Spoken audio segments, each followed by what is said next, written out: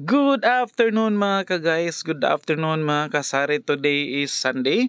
Mag-grocery si Mami Iya at si Kuya AJ ninyo guys dahil schedule namin every Sunday afternoon po nag-go-grocery kami sa NCCC. Ayan, nakapila na po ang mga cart ni Kuya AJ and umpisa na ng bakbakan ang ating cashier at ang ating bagger. At may nagtanong pala guys, bakit daw NCCC namimili si Kuya AJ?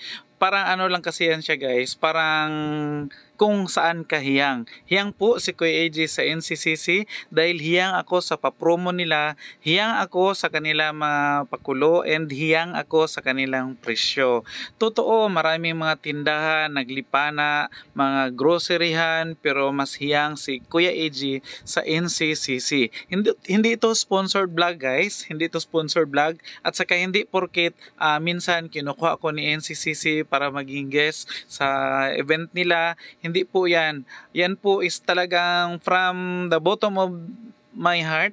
Talagang sa kinahilad man sa kasing-kasing ni Kuya AJ, gustong gusto ko talaga guys sa NCCC dahil hindi lang sa mapapromo nila, mababait din ang kanilang mga staff, mababait ang kanilang mga workers, kaya talagang nabihag na ni NCCC ang puso ni Kuya AJ.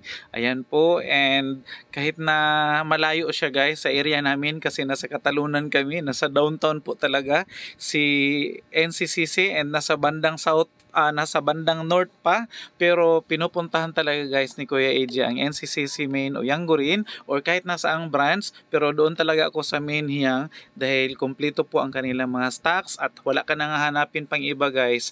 Kahit na saang saang sulok mo puntahan, ang NCCC is meron talaga siyang stocks, kung ano ang stocks na gusto mo, anong gusto mong item na bilhin is andyan sa kanila. So si Kuya AJ is na talaga guys, very loyal talaga sa NCCC pagdating sa mga grocery items na binibili namin at binibenta namin sa aming tindahan. Share ko na rin pala guys, bago ko makalimutan, ang nabayaran namin ni Mami Iya sa 5 cart na pinamili namin is umabot po yan ng 40,000 mahigit, at yan po is pang 2 linggo na budget ni Kuya AJ. So ibig sabihin, hindi kami mag-grocery next Sunday dahil meron kami ibang lakad. Alam nyo na, November na, papasok na yung November, palapit na yung katapusan ni October, so meaning November na. So mag All Saints Day si Kuya AJ, so hindi tayo pwedeng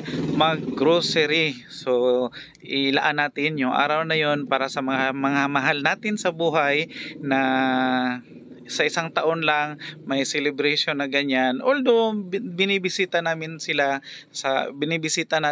sa mga pangkaraniwang araw, pero iba talaga kung kung mabisita natin sila sa araw ng mga kaluluwa. So sine-check na ni Ma'am Chikar, ni Ma'am Chikar ang ating mga pinamili para ready na yan isakay sa aming sasakyan pauwi dahil hapon na.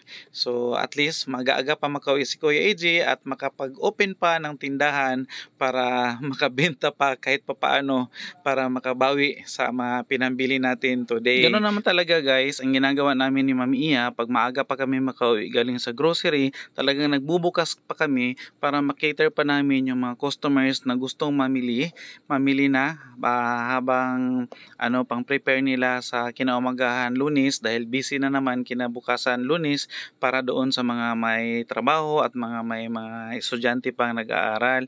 Kaya laging ginagawa namin pag maaga lang kami makauwi at saka maganda yung panahon, walang ulan, talagang nagbubukas kami. Aside na na-cater mo na yung mga customers mo, kikita ka pa ng dagdag kita sa araw ng Sunday. Sa mga inumin pa lang guys at saka sa mga soft drinks, kikita ka na dahil marami po talaga nagiinuman, nagkakantahan sa mga bahay-bahay nila dahil Sunday. So maraming gimmick ang ginagawa, so makabenta pa rin. That's all na lang muna for today mga ka-guys. Bye bye for now, see you next vlog.